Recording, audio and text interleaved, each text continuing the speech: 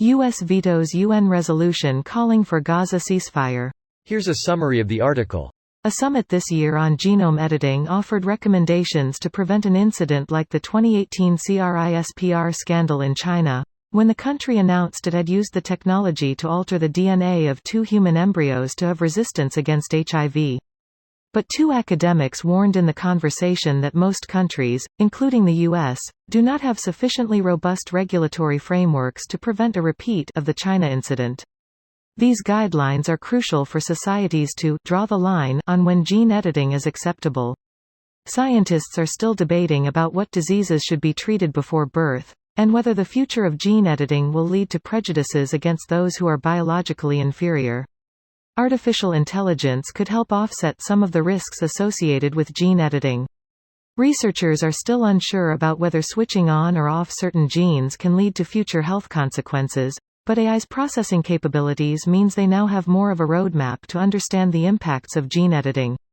Companies like Microsoft are pouring millions into AI software that will allow developers to find where best to edit a strand of DNA to alleviate side effects and speed up the editing process itself, Engadget explains.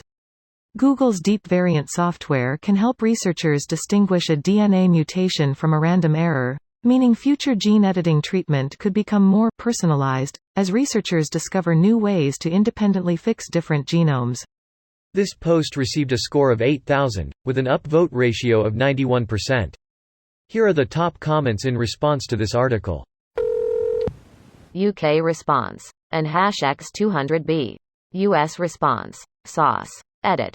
Formatting. Worth noting perhaps that the UK takes pride in not having used its veto on the Security Council since 1989. That's cause the US takes the heat for them. Big bro covers for us. Nah, you the big bruv, we just all grown up now fam, we got your back.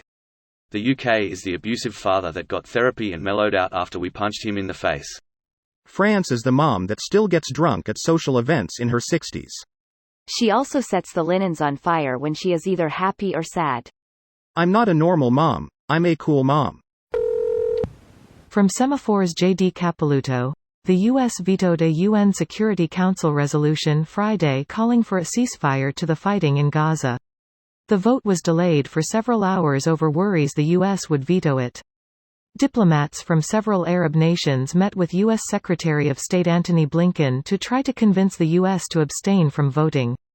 As a permanent member of the Council, the U.S. has veto power, and had signaled it planned to block the resolution.